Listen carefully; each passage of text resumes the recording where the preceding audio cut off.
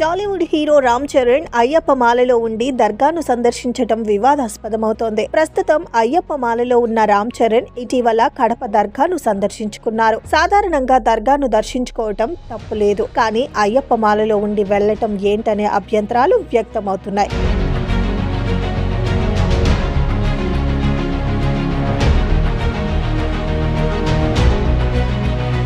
దర్గా అంటే ఓ సమాధిని సందర్శించి వస్తే మాల తీసేయాలి కదా అంటున్నాయి పలు హిందూ సంఘాలు. ఇదే సమయంలో శబరిమలలో ఉన్న వావర్ స్వామి అనే ముస్లిం భక్తుడి సమాధి గురించి కూడా ప్రస్తావన వస్తోంది. నేరుగా అయ్యప్ప సన్నిధిలోనే లేని తప్ప ఇక్కడేంటని మరికొంతమంది భక్తులు ప్రశ్నిస్తున్నారు.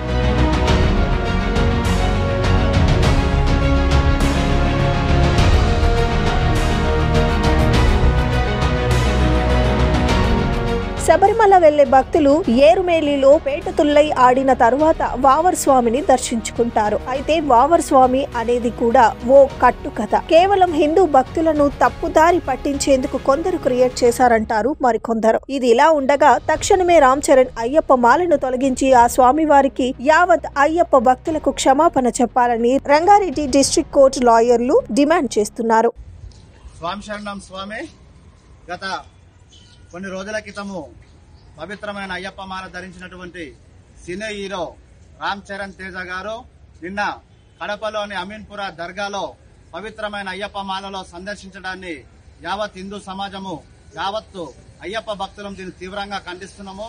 స్వామి రామ్ చరణ్ గారు, మీరు ఎవరి కోసమన్నా ఎక్కడికన్నా ఏ దర్గాలకన్నా వెళ్ళండి, మేము దానికి వ్యతిరేకం కాదు. దయచేసి పవిత్రమైన అయ్యప్ప మాల ధరించి ఈ రకమైన హిందువుల మనోభావాలు దెబ్బతీయడం ఇది క్షమించడానికి నేరము. ఈ యొక్క రామ్ చరణ్ తేజ గారికి మేము ఒకటే విజ్ఞప్తి చేస్తున్నాము. స్వామి, మీరు వెంటనే మీ యొక్క మాలను తీసివేసి ఆ యొక్క అయ్యప్ప స్వామిని దర్శించి నాకు తప్పైంది క్షమించమని కోరుకోవాలని చెప్పి విజ్ఞప్తి చేస్తున్నాము.